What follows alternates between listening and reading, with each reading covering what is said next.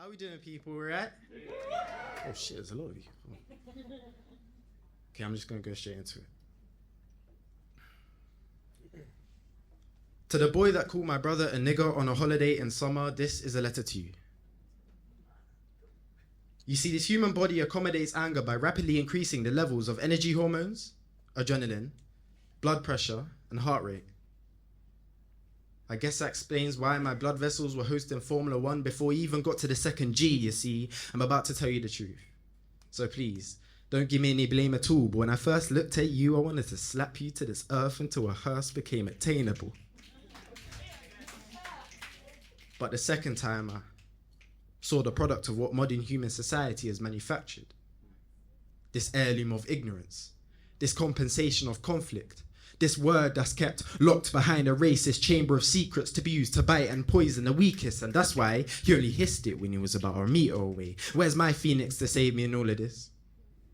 Well, I guess that's why the environment around me crumbled to pieces and my melanin turned me to a statue. Embarrassment grabbed me by the throat and ripped out my voice box, hurt by what you just used yours to say. And even though you looked about 9, I felt so powerless in a moment, because words hurt more than a 9mm. And I stared as you looked at my brother and pulled the trigger that starts with N, and I'm lucky that over time I've managed to acquire this bulletproof vest held by a chest built from past experiences. But when you pierced my brother's lung for the first time, what I wanted to do was throw you into the ocean. So the bottom, my ancestors could inform me about what you just said, because they knew drowning was better than being shot repeatedly in the chest. But what I really did was grab my brother's wrist, the same place we were tied to on the ships, and I stared at the ground so intensely that I could count the sand under my feet, because I didn't want to prove him right. I didn't want to show him that I could become the stereotype that's being brought up to believe, so I became the joke that he walked up to achieve. To the boy that called my brother a nigger on a holiday and then laughed, I hope you're happy. I hope you know that your laugh is probably heard more than the cries of 5 centuries.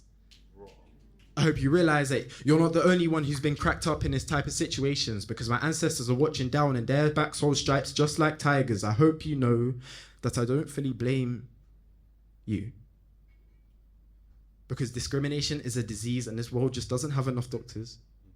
There is no vaccine for racism, and the negativity spreads like COVID-19, and it's funny because at the moment I even checked for my pockets for a face mask. We were vulnerable.